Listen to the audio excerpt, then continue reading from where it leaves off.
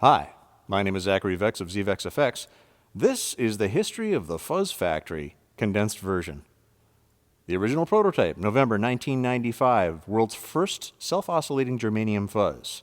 All the way up through many different iterations of the Fuzz Factory, most of them 5 knobs, some with switches. And now, most recently, the Fuzz Factory 7, a 7-knob version, which includes this fat switch right here.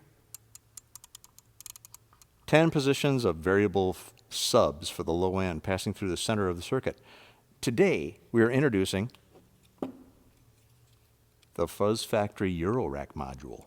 This has got control voltages for all of your favorite knobs. It also has an input impedance control voltage and input impedance knob. The fat control, rather than being a rotary switch, is now a continuously adjustable switch. This thing does everything you want, and it applies those famous Fuzz Factory sounds to any of your synth patches. Check it out. And we're here looking at the ZVEX Eurorack module. It's playing in the background, but right now we're just listening to the source. It's a little patch that somebody's mixed up for us.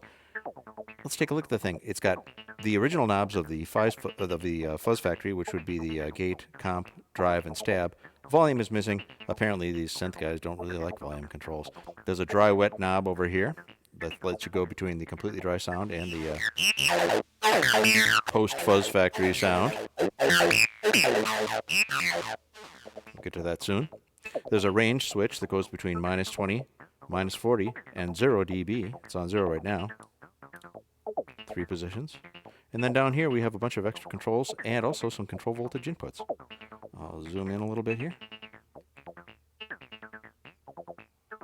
First off, input level, input impedance. And there's a control voltage input for the input impedance, which is fun. There's a fat control, which controls the subs. Here's a control voltage for the fat control. And there's control voltages for gate, drive, comp, stab, and dry-wet, which are the knobs up above. Well, let's get a little idea for what some of these controls will do to the sound. The wet sound.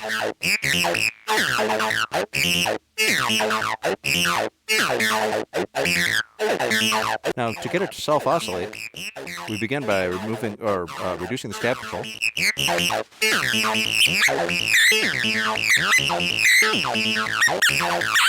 That interacts pretty strongly with the fat control and input impedance.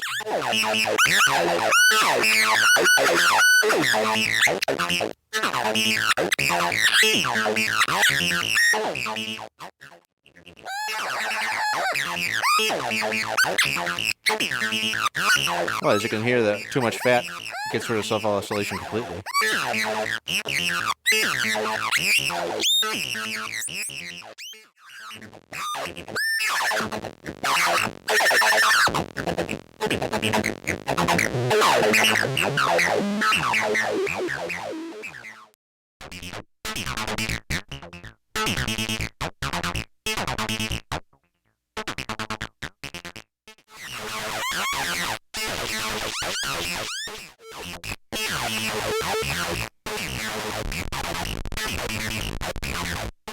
Next, let's take a listen to a little drum patch. Dry, wet.